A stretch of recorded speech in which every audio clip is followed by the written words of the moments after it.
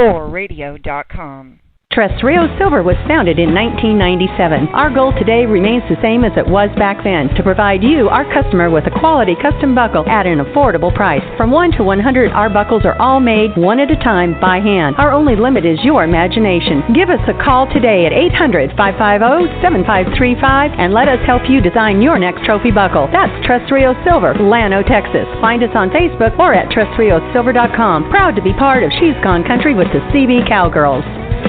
Rebecca Lawler Limited is the culmination of a lifelong dream for philanthropist and designer Rebecca Lawler. She designed her patented, unique glass heart, which is handcrafted by glass artists in Virginia. Placed in the center is a brilliant gem. The heart can be worn with the Rebecca Lawler Limited signature ribbon or an awareness ribbon of choice. To join the mission of the Hearts of Hope Foundation and add a Rebecca Lawler signature heart to your own personal style, go to RebeccaLawlerLimited.com. That's RebeccaLawlor Limited.com. American Hat Company is known throughout the world as the hat preferred by rodeo champions, ranchers, everyday cowboys, cowgirls, and rodeo fans. From the arena to the boardroom, no one does it better. Handmade in Bowie, Texas, American hats are made with tradition in the old-fashioned way. From the finest in felts to the best in straws, there is an American hat for every occasion. The CB Cowgirls are proud to have our ambassadors wearing the #1 hat in the world. Thank you, American Hat. Find your own American hat at your favorite retailer. American Hats, handcrafted since 1915. She's Gone Country with the CB Cowgirls is proud to have as our charity of choice Man Up Crusade. Man Up is working in the Western world to reduce domestic violence in society and contribute to social change by promoting safe and healthy relationships. Growing up in a violent home is one of the most terrifying and traumatic experiences a child can go through. Let's work together to help those afflicted to stand and know they're not alone. Find out more at manupcrusade.com. Take a stand and break the cycle of domestic violence. This is 4Radio, a media platform used to elevate voices and empower dreams.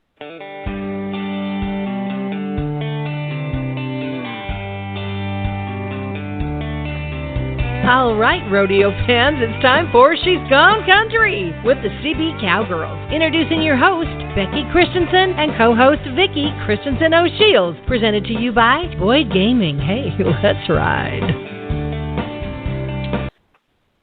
Well, good evening, ladies and gentlemen. This is your host, Becky Christensen Maston, and I just want to welcome you to She's Gone Country with the CB Cowgirls. I hope everybody's getting off to a wonderful start to their week. Spring is in the air. We just celebrated Easter, and I hope that everybody had a great Easter. I know I did. I got to enjoy a great service and day with my kiddos and my husband, and it was very much relaxing. Aunt Vicki is off this evening, so she will not be joining us. She will be returning next week. But with me tonight, co-hosting the show with me, is our beautiful Ms. U.S. Ambassador for the CB Cowgirls with She's Gone Country, and that is Miss Bobby Jean Olson. Bobby Jean, are you there? I am here, and thank you so much for the honor of being part of the show this evening. I'm super excited to visit with Frank. Oh, we have a great guest tonight. And Bobby Jean, I know I probably botched that. My own ambassador, I botched it. Ms. U.S. Ambassador for She's Gone Country with the CB Cowgirls. Let me get that correct, because she is due the honor. And Bobby Jean, what are you busy? Are you out doing many things around the southern Arizona desert, or are you just hanging close to home? What you been up to? Things have been warming up a little, and I have been we are about to wrap the feature film Warning that we've been working on for several months. So excited about that, because then it will be in post-production, and hopefully we'll see where it goes there from the red carpet premiere. But it's always exciting to be on set and see all of the different things that happen, and then the actual parts that make the cutting room floor. You never know. So that's pretty exciting. And then I have a couple other films in the works, along with some photo shoots and a magazine cover. So still out there promoting the Western lifestyle, and just thank God every day that I'm able to do that and surround myself with some of the most amazing people. Wow, yeah, and you do. You stay so busy. I'm telling you what, I think we all kind of live in that season where we're busy, but I love how much you get to be part of the Western world and different venues all over the Southwest and the U.S., so we appreciate you taking some time just to be part of our little world over here. And with that, I want to say thank you to our guest who we're about to bring on for him coming tonight and spending a little bit of time with us. And I'm just a little bit tongue-tied tonight, but I'll get it all figured out. Before we bring our guest on, though, I just want to make sure if you're listening in the queue, you can push 1 to come into the host queue tonight. We do have our microphones live, and you can join us. And Maria, our producer, she's going to join us tonight because she is the wonderful gal that introduced us to our guest. And I'm going to bring to the show right now. He is the founder of Make-A-Wish Foundation, and he has been being honored recently, and we're going to talk about some of his recent awards and just a bunch of things that are just all about Mr. Frank Shankwitz. Frank, are you there? Yes, I am, and ladies, thank you very much for the invite. Oh, well, thank you so much for joining us, and I just got to tell you, we had Frank on with us in Vegas in December on stage at the WNFR, and Maria somehow connected the dots, so Maria, thank you for that. What a wonderful, wonderful man Mr. Frank Shankwitz is, and I'm excited for our listeners out in the social media realm to be able to hear him on our show tonight and all the things that he's done to create such a wonderful foundation with Make-A-Wish. And really, Frank, tell us a little bit about your background and where you come from, because you're a native resident of Arizona, correct? Well, not a native. Actually, I was born in Chicago, and okay. And left there at age 5. A very interesting background story where my mother abandoned me, then kidnapped me off a playground, and worked her way to Arizona, where she had worked in her youth as a Harvey girl, and this was going back in the 1950s. And all the people that influenced my life as a child, we were extremely poor, living in tents, living in the back of cars, so much so that Hollywood decided they wanted to make a movie about my life from childhood and to the people that influenced me up until founding the Make-A-Wish Foundation. But my background as a teenager going into the Air Force, I'm an Air Force veteran, Vietnam era. And then following that, I worked at Motorola for 7 years, got my engineering degree, but got very bored with that, and in the early 70s joined Arizona Highway Patrol and became a motorcycle officer with them and did that for 12 years. But it was during that period that the television show Chips was very popular, especially with the kids. And I was on a 10-man squad. We worked the whole state of Arizona, 2 weeks at one town, 2 weeks at another. Bobby Jean worked a lot of time down in Casa Grande. Very warm down there. Now. But and it was during that period that I was introduced to a little boy named Chris, 7 years old, unfortunately had terminal leukemia, and his heroes were Punch and John from the TV show Chips. And he told his mother, when I grow up, I want to be a Highway Patrol motorcycle officer. And friends of his family contacted the Arizona Highway Patrol and said, is there any way that somebody can meet this little boy and just maybe give him a few trinkets and that? And with the permission of our commanders, we set up a very special day for Chris, and also with the permission of his mother and doctor. And our state police helicopter picked him up at his hospital, flew him to our headquarters building, where I met him for the first time. And this little 7-year-old boy, I thought the paramedics were going to help him out, but he comes jumping out of that helicopter, runs over to me. Hi, I'm Chris. Can I get on your motorcycle? This little boy was just having so much fun. And as far as he was concerned, our equipment, our uniforms were identical to California Highway Patrol from that TV show, except ours obviously said Arizona. So as far as he was concerned, he was looking at one of the guys from the television show. And during that time, I had very red hair, just like John, the actor, did, and very tan, like Punch, so I could have been either one. But Chris went on that day to become the first and only honorary Highway Patrol officer in the history of the Arizona Highway Patrol, complete with a uniform we had made for him, his own badge, and the most important thing, he wanted to be the motorcycle officer. And the following day took a little test on his battery-operated motorcycle that his mother had got for him in place of a wheelchair. And now he was ecstatic because his wish had become true. And I ordered the motorcycle wings for him. They were custom made. Just as I picked him up, I get a call that he's in the hospital in a coma. He's not going to survive the day. Went to the hospital. Just as I pinned on the wings on his uniform, he came out of the coma. He looked at me. Am I a motorcycle officer now? Yes, you are, Chris. He just started smiling and giggling, showed his mom, and unfortunately passed away a couple hours later. And I always think maybe those wings helped carry him to heaven. But he's going to be buried in a little town in Illinois, southern Illinois, and my commanders asked if I would go back and give him a full police funeral, which I did. And we're joined by Illinois State Police, the city police, the county police, all of these officers to bury a fellow officer. And Chris was buried in uniform. Grave marker reads, Chris Gracious, Arizona Trooper.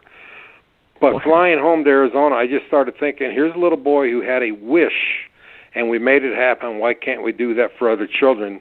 And that's when I started the whole process of founding the Make-A-Wish Foundation. Wow. It's really wow. And Becky, thank you for letting me interrupt. This is Maria. And Frank, you know I was married to the Highway Patrol for 20 years. So this story, I know that. It touches my heart. It touches my heart like you don't even know. And I just appreciate you being on and sharing with our audience. And because as a former officer's wife, you gave me hope that there are people that really, really believe, and I just love it. I love it so much. And I love your new walker, by the way. Yeah, I wish I actually had that walker. It'd be fun. Well, now, I have a real quick question. Frank, is this picture on your Facebook post? This is the little boy right here, Chris. How do you pronounce his last name? Gracious. Gracious. Okay. Yes. For any of those that are listening, I'm going to post it out on our She's Gone Country page, and you can see the inspiration behind Make-A-Wish and where it all started. But Bobby Jean and Maria, go ahead. I know you guys had some questions for Frank. Well, Frank, no, I'm good. Go ahead. This is Bobby Jean, and first of all, I want to thank you from the bottom of my heart for being one of my heroes, for leading by example, for showing others that they can give without expecting to receive something back. And that's what you have done since probably even before the 1980s. But the respect and admiration that I have for you, and the more I get to visit with you and chat back and forth on Facebook or the little interviews we do, it's truly an honor to watch what you do and to learn from you. So thank you for all you do. And every time I hear the story about little Chris, it makes me makes me cry. I think it makes everybody cry. And the fact that Chris was just the first of how many thousands more that you've been touching the lives each and every day. What is it, like 38 minutes on an average that you're fulfilling a wish? Yes, and it took a lot of people. Thank you for the accolades on that, but it took a lot of people to make it happen. It took me 6 months to get the foundation started because everybody said it's a bad idea, it'll never work. And I have a term I use, I borrowed from my mentor called Greg Reed, called stickability. And I just stuck with the mission. But because of that one little boy now, 37 years later, there's 63 chapters, Make-A-Wish chapters in the United States, 36 international chapters on 5 continents, and there's been over 350,000 wishes granted to children with life-threatening illnesses. And just like you mentioned, every 38 minutes on an average, somewhere in the world, a child is getting a wish granted, all because of one little boy. Well, an amazing gentleman that's right behind it. So... Well, and understand, too, my true career as a police officer, I not just retired 2 years ago with 42 years of service with the Arizona State Police, but we had to make a decision after a couple of years. Are we going to start hiring the professionals that really know the nonprofit world or try and do both? And like somebody told me, surround yourself with people smarter than you. And that's what we did, because I never took a salary the whole time with Make-A-Wish, but we had to start hiring the people with the expertise, and they're the ones that have made the foundation grow what it is today.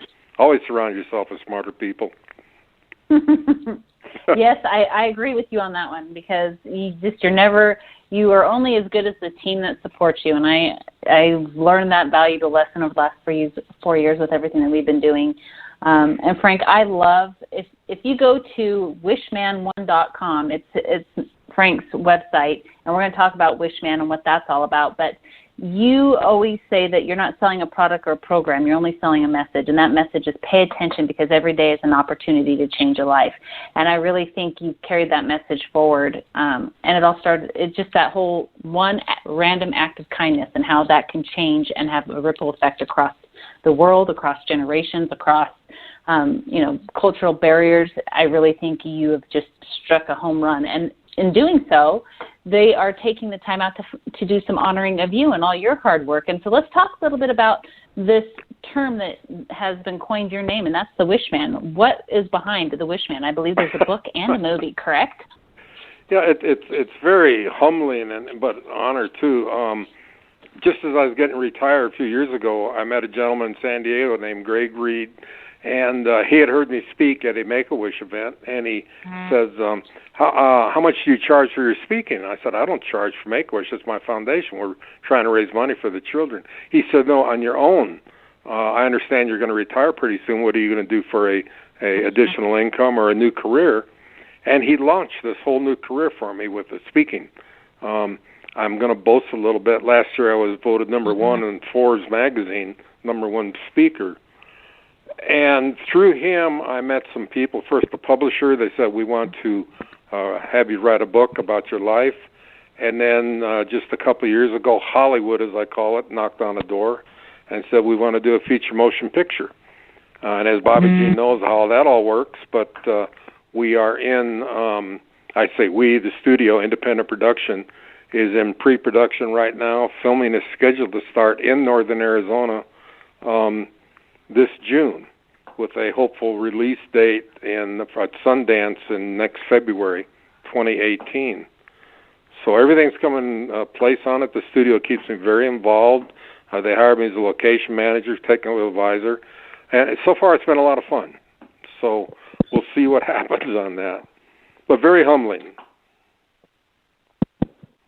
Well, I know that, Frank, that it's got to be, is it a little bit hard to teach someone how to play you as a character? Well, that's so funny, because the young man that they hired to play me is an Australian actor, very popular in Australia. This will be his first feature motion picture, but he spent about 3 months coming back and forth to Arizona with me, learning mannerisms and that. He's gone through motorcycle training. We've taken him now through weapons training, police style, everything police style. Working with a dialogue coach. He's getting rid of the Aussie accent. He's speaking American now instead of Australian, so as I tell him. But it's been a lot of fun working with him. And then they're casting the leading lady pretty soon. I can't reveal that name, but everything's fallen into place here. Now, Frank, this is Bobby Jean. Are you surprised at how much goes on behind the scenes just in pre-production to put a film like this together?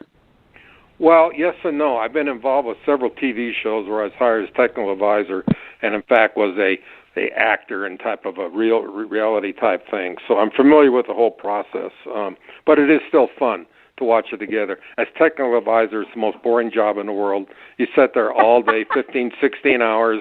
No, you did that wrong. You handled the weapon wrong. You got on the motorcycle wrong, and just sit there. But when you say, Bobby Jean, when it all comes together through editing, it's just amazing. Awesome. It is. Go ahead, Bobby Jean. Are you guys planning on, have you guys decided where you're going to film at? Can you talk a little bit about that, location-wise? Or? Yeah, hopefully, well, not hopefully. We've secured all the locations. Like I said, they hired me as location manager. We're going to be up in northern Arizona in the Prescott area, up on Old Route 66 in Seligman, and then down in the Sedona Oak Creek Canyon areas. So we've got all the permits, everything's in place. We just need the the trigger date to go. Wow. And hope well, that will be this fall, right? No, we start filming in June. Oh, really? Well, that is Right. phenomenal. Congratulations. Yeah, thank you. It was supposed to be April, and we had a pushback, and more financing came in, allowing to hire, as you're well familiar with, Gene, the better crew and so on. So we have to wait for their dates that they're available. So now it's, like I say, it starts in June. wow. And how many days are you guys filming in Arizona? I'm sorry? How many days are you? Does it look like you'll be filming? It's scheduled for 6 weeks. Wow, that is just awesome. And to be able to do it in the state of Arizona is also very special.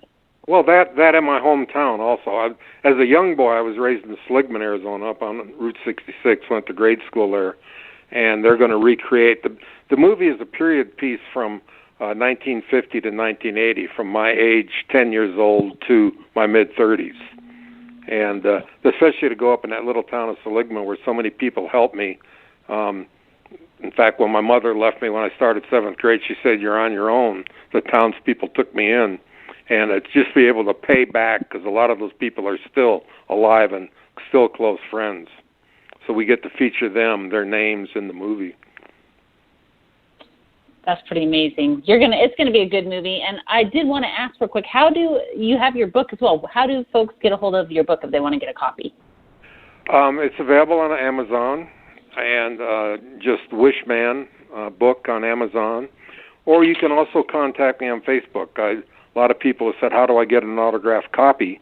And I put it on my Facebook page. Just message me, private message me on a Facebook message, and I'll give you the information.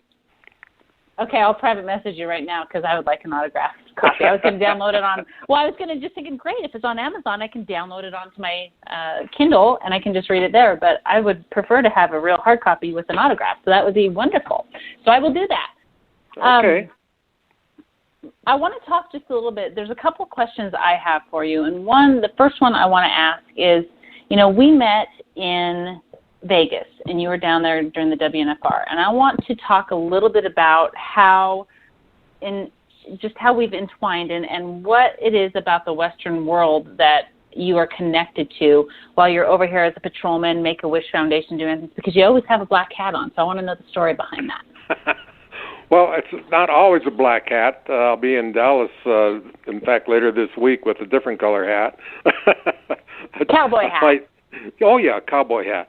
Like I mentioned, I was raised predominantly in grade school in Seligman, Arizona.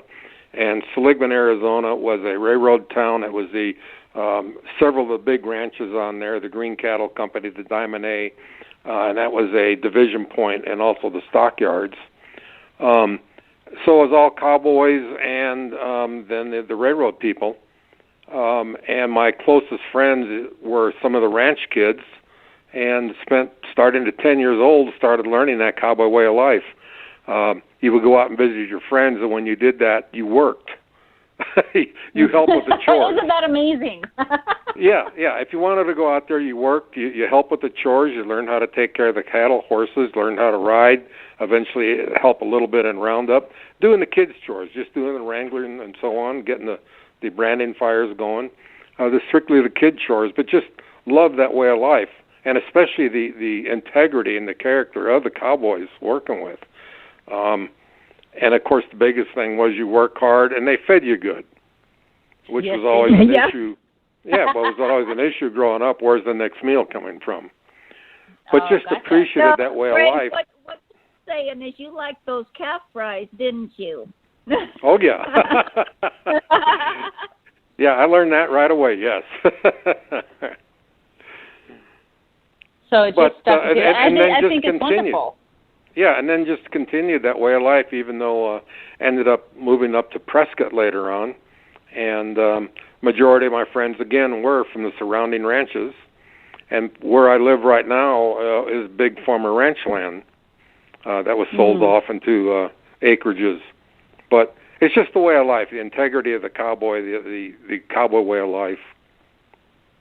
Gotcha. Well, and the question that I was leading into that is because with everywhere that you travel and everything that you see through Make-A-Wish Foundation and all your keynote speaking, because you have such a plethora of places where you have been the keynote speaker and the groups that you've spoken to, how do you think, and this is a little bit off topic, but it's a little bit, but has a little bit to do with us meeting and She's Gone Country and Make-A-Wish, how do we, in your opinion, is the best way to take that cowboy culture that you have grasped a hold of as you grew up and really bridge that into these urban communities where maybe these kids don't get the opportunity to be raised out in that culture? Well, that's a very good question, and what I try and do, as you said, I'm always wearing the hat's a trademark, but at these speaking engagements, there's a lot of children that attend with parents. And it's become a thing now of, and you may see some of the pictures on Facebook, where the children, can I wear your hat? Can I get a picture with your hat? Awesome. And when they do that, they're just thrilled that for a second they're a cowboy or a cowgirl. And then I just talk to them a little bit about the cowboy way of life, God, country, mom, and apple pie. And so hopefully that little thing will stick with them, and they'll research a little bit further. Oh, wow. And maybe grow up and be a cowboy or a cowgirl themselves, huh? Yeah, definitely. So many children, they follow me on Facebook. That's I've never used to like Facebook, but then one of the Wish children asked me if I was on there, and if I would be, I could follow their adventures on their Wish. And there's so many that want to be a cowboy, cowgirl. And if I can tell you a quick story that one teared me up. There was a little girl wanted to be a cowgirl, and we set it up with one of the guest ranches down at Tucson, Tanca Verde Guest Ranch. And she had never been around a horse or anything, and I talked to the wrangler, and the wrangler said, we're going to bring in this horse in the round pen, and I'd like you to go with her in the center and just stand there so she's not afraid. And he was going to let the horse, and the horse just started trotting around. And the girl, you could sense, was very scared, this great big animal. She was about 7 years old. And I slowly stepped to the side, and this horse just started slowly walking more and more, and finally came up to her and just nudged her and started like nudging with a kiss, and she grabbed him. I'm sitting there crying for this special moment. It was just like God had planned this out. And then the rest of the week for her was just amazing. Of course, with the whole cowgirl outfit and hat and everything else and boots that we got for her. But what an amazing moment, that bond between the horse and her. It was like the horse knew, wasn't it? I would almost guarantee that horse knew. I mean, those horses and animals, they just, and kids, they have a good sense of discernment when it comes to people, no matter what age they are. So I bet you that horse knew. I bet you that horse knew. Well, and we're almost out of time, but really, really quick, I want to also touch on, you just received an award. It was at the Unite for Good is that correct? Unite for Good Foundation. Tell us a little bit about that award that event. Yeah, it was the Unite for Humanity Gala, and it was at the Beverly Hills, Wilshire in California, and I was contacted about 2 weeks ago, and they said, you are one of our celebrity icon honorees, and we would like to present you with the award, Social Impact Award, for everything that I've done and our group has done over the years. And I gladly accepted on that. And joined that particular night was also receiving the award was Paula Abdul, Lisa Gibbons, Walter O'Brien from Scorpion, smartest man in the world right now, Kevin Harrington from Shark Tank, and past recipients were Matthew McConaughey and Morgan Freeman. So I kind of fell in pretty good company in there. But the most fun part of that evening was I was still in a wheelchair, and I had to do a lot of moving, and they rented one of those little electric scooters for me to ride on.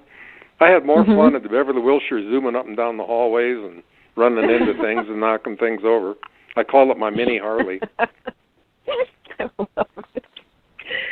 You are so amazing. When I think of you, the first thing that comes to my mind is humble and kind. You are amazing. You're down to earth. You just, and like I said earlier, you lead by example. You touch so many lives in such a positive manner. It's just an absolute honor to have you on the show again this evening. Thank you. Well, thank you. And again, there's so many people helped me in my especially my childhood. So I just want to give back any way I can. And like I say, everyone can be a hero. Just help somebody out. Well, and I have to ask, you just said that you, for them, were a celebrity icon. What's it mean to you when you hear that word icon? Do you feel like an icon, or do you just who? Not at all. I mean, not at all. I'm just a retired cop. That's all. That's the only thing I identify with. I'm just so fortunate to have this brand new career. When I retired, I looked in the classified for jobs for retired homicide detectives and didn't see anything, and and then all of a sudden this whole new career stuff comes up. Well, Maria, I'm going to let you say a few things before we close out, but I just want to let our listeners know, if you weren't in Vegas for the WNFR, we're going to hopefully connect with Frank and have him back on this year if you're down there. But the one thing I can tell you about this man is that it's been 37 years since you granted the first wish. 37 years, yes. Mm-hmm. And you can sit on and listen to him and sit next to him and still see him get choked up by that very first wish. Can you imagine how I can't imagine how overwhelmed you must get with all these wishes over the course of time. I don't know how you stay, without becoming mush 24/7, because I would be in tears 24/7. But he's just, that's why I asked him about being an icon, because I got the honor to sit right next to him on stage for an hour, and he is just as down to earth as me, you, and Bobby Jean, Maria, and Frank. Thank you so much for everything. But I'm going to let Maria say a few things, and then I'm going to close out the show. But I just want to say thank you so much, Frank, and I look forward to interacting with you between now and December and getting you back down there in December. And I'm going to message you so I can get a book. Especially at the NFR. Looking forward to that again. That was so much fun. Yes, it was. Maria, go ahead. Yeah, Frank, I'm really looking forward to it, and I would love to make sure that we have some copies of your books there this year, so we can really promote that you're going to be there, and we can sell your books and get people to have you sign them for them. So it would be really great for that to happen. But above all, when I met you the first time, again, I don't know if God just has this thing that I just have a radar for officers. And even though, it's the craziest thing, but I've been, divorced from the CHP for a long time, but my daughter is always going to be a cop's kid. And there's a part of my heart and soul that just, once you retire, once you divorce it, you really never leave it. And it's been an honor to watch you progress through the whole being on for so long, doing everything that you did. Now you're showing officers that there is a life after retirement, because as you know, PTSD is so rampant in law enforcement, and so it's an honor to watch you be such an example for all of those officers out there that are on this side of it after retirement, because as you know, that's really difficult for officers and their families. Definitely. So, we could do a whole other show on PTSD and when I was killed in the line of duty and brought back to life. So yes, well, we've got another show. We'll get you on another show to talk about that. Don't you worry. Yeah, exactly. Because again, that's why I walked up to you when I met you through Tanya Brown, God bless her, Nicole Brown Simpson's sister, and it's for my heart, and this is why we partnered up with Man Up Crusade, because PTSD and law enforcement results in domestic violence and sexual assault, and it's part of my soul and why we do what we do here as far as the domestic violence part. So again, thank you so much, Frank. Thank you for being on Becky's show. Thank you for coming and visiting us in Vegas, and I cannot wait to see you again. And Becky, go ahead and take it away. Well, I just want to say thank you to Frank, and I want to say thank you to Bobby Jean for joining me tonight. And Aunt Vicki, we look forward to having you back on next week. Maria, thank you for visiting with us as well and all you do behind the scenes. We will have Frank on again because we have so much we have not touched on. There's so much that we could talk about in but 30 minutes just isn't enough time. So we'll just keep you hanging on, and we'll get Frank scheduled back on for part 2, and we can hear more about his stories. And we'll talk about A Heart for Heroes and what that's all about, and we'll talk about the PTSD. So stay tuned for that. But for now, we're going to close out with our good friend Crystal Lyons and a little Cowgirl Logic, and we'll see you next week. Have a good night, everybody. I'm Crystal Lyons, and one time my dog, trying to climb a fence, got her back leg hung, and she was hanging by her back leg. It broke it dislocated some stuff. And while I got her to the vet, I was talking to him about how amazing it was that after the initial accident happened, she didn't even hardly whimper, and she was in a lot of pain. But he brought up something that I'd never thought about before. He said animals don't show pain because if they do, it'll make themselves prey to predators. Oh my goodness. When I get hurt, I tend to want to milk it for all it's worth.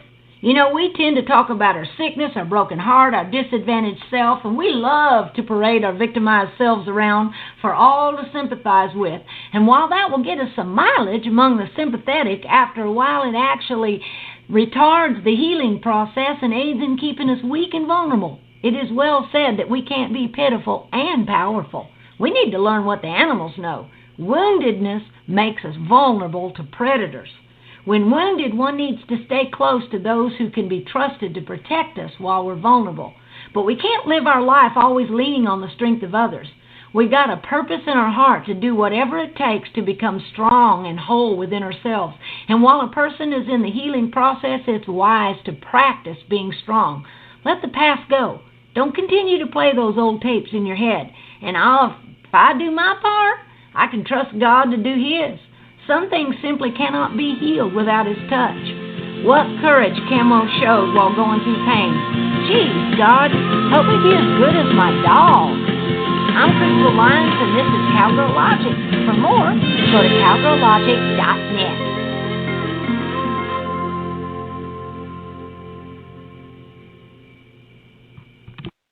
Abraham, David, John the Baptist, and Jesus were all seeking a wilderness experience when they would flee to the desert.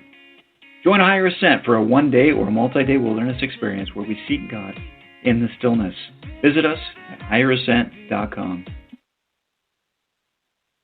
In today's busy world, it's nice to know that help is just a moment away. Andrea at Rodeo Spot Marketing is your one-stop shop. Full-service web and graphic design service, along with photo projects, printing services, marketing, and promotional. Let their staff take the stress off you and put a smile on your face. Always creative, always competitive priced, always working for you. That's Rodeo Spot Marketing. Find them at rodeospot.com. Tell Andrea the CB Cowgirls sent you.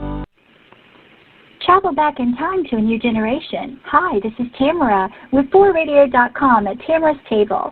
Join us on April 20th at 4 p.m. Central Time, 7 p.m. Eastern Time, where we'll be sharing with a very special guest. We'll see you there. All of us here at Trust Rio Silver are proud to offer a complete award lineup, from saddles, tack, and all in between. Trust Rios is your one-stop shop. Give the shop a call today to discuss your association award needs with one of our family design staff. And don't forget to shop online with us for that special gift. Our new online store features beautiful jewelry, tees, caps, and much more. Proud to be part of She's Gone Country with the CB Cowgirls. That's Trust Rio Silver, Llano, Texas. Find us on Facebook or at trustriosilver.com. 4radio.com.